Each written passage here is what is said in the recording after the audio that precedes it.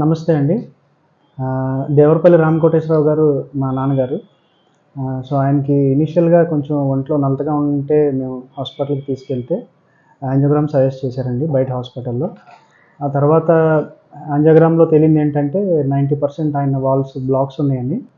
So, మేము ఇంకా 2, 3 hospitals enquiry చేసుకున్న తర్వాత ఆహ్, ఈ ఆహ్, ఫస్ట్ మేము వెళ్ళిన హాస్పిటల్‌లో చెప్పిందేంటంటే చాలా క్రిటికల్ కేస్ అని. Critical plus during operation and post operation కూడా హీ మే డెవలప్ కాంప్లికేషన్స్ అని చెప్పారు.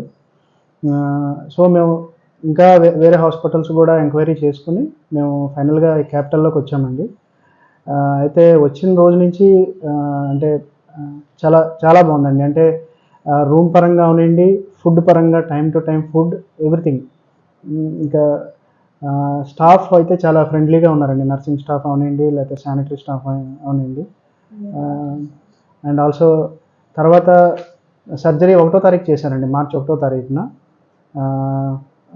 సర్జరీ కూడా చాలా బాగా చేశారు. అంటే ఆయన చాలా ఇప్పుడు పర్ఫెక్ట్‌గా ఉన్నారండి. అంటే పర్ఫెక్ట్ అంటే చాలా హెల్తీగా ఉన్నారు ఇప్పుడు.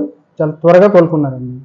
ట్రీట్మెంట్‌లో ఐసీయూలో ట్రీట్మెంట్ అవనండి, టైమ్ టు టైమ్ ఫుడ్ అంతా ఇంకా వాళ్ళదే కేర్. ఫుడ్ గురించి కానీ ఇంకా దేని గురించి మనకు టెన్షన్ అవసరం లేదు.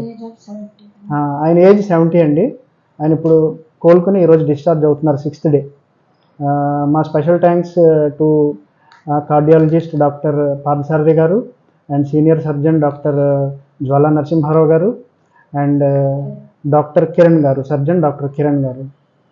And special thanks to all nurses, nursing staff and sanitary staff. Thank you.